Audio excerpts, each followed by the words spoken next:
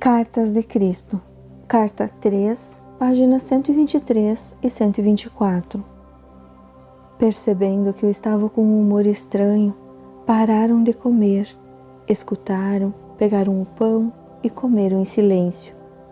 A seguir, tomei minha taça de vinho e a entreguei, dizendo que cada um devia beber dela, posto que era o símbolo de meu sangue que logo seria derramado, porque tinha me atrevido a trazer a verdade da existência. Vi que meu tom de voz tinha tocado alguns deles. Sobriamente, cada um tomou um gole e depois passou a taça para quem estava a seu lado, mas ainda não diziam nada. Percebiam que eu estava sério e que já não toleraria mais discussões. Então eu disse que um deles me trairia. Em segredo, entendia os seus motivos e sabia que ele era uma parte necessária da futura sequência de acontecimentos. Simplesmente cumpria o papel que sua natureza o levava a desempenhar. Eu sabia que ele sofreria muito e senti compaixão por ele, mas guardei estes pensamentos só para mim.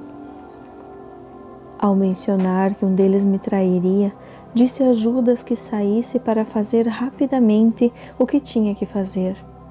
Os discípulos despertaram, se perguntando se realmente aquela era a sua última ceia comigo. Havia muita angústia emocional, perguntas, inclusive recriminações por tê-los colocado em tal armadilha.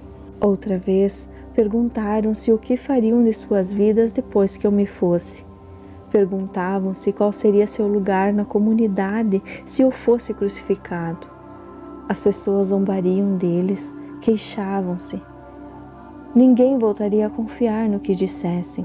Profundamente entristecido pela resposta egoísta diante de minha situação, assegurei a eles que não tinham que temer por sua própria segurança.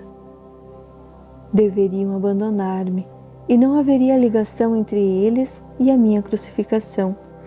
Sugeri que depois de minha morte se dispersassem e voltassem para a Galileia. Pedro comoveu-se profundamente e reagiu com violência, negando que algum dia me abandonaria. Mas é claro, foi o que ele fez. Mesmo depois de todo o amor que tinha por meus companheiros e de tudo que desejava obter para eles, naquele momento de minha própria necessidade, ainda encontrava total falta de compreensão, até resistência. Sua única preocupação era sobre o que poderia acontecer a eles. Não houve nenhuma palavra amável, oferecimento de ajuda ou angústia pela minha dura prova futura. Como era duro o coração humano, pensei. Quantos penosos séculos teriam que passar antes que a humanidade pudesse ir mais além de sua própria dor e sofrimento, para sentir talvez uma faísca de amor e compaixão para com outros desafortunados que se encontrassem numa situação pior do que a deles? Porém, ainda que profundamente decepcionado e mesmo machucado por suas reações egoístas, compreendi-os e procurei dar aos meus discípulos coragem para enfrentar o futuro e assegurei que sempre estaria com eles, mesmo quando estivesse fora de suas vistas. A obra que eu tinha começado seria promovida desde o além. Não os deixaria sozinhos. Conheceriam e sentiriam minha presença, e isso os consolaria. Disse que se agarrassem à recordação do tempo em que eu tinha estado com eles. Alertei que haveria muitos que continuariam o caminho com o conhecimento que eu havia dado, mas que estranhos buscariam acrescentar a voz da tradição e da razão aos meus ensinamentos. Minhas palavras seriam tão distorcidas que finalmente já não revelariam a verdade original que eu havia trazido ao mundo. Quando disse que isso aconteceria, afligiram-se. Foram mesmo tomados pelo pânico.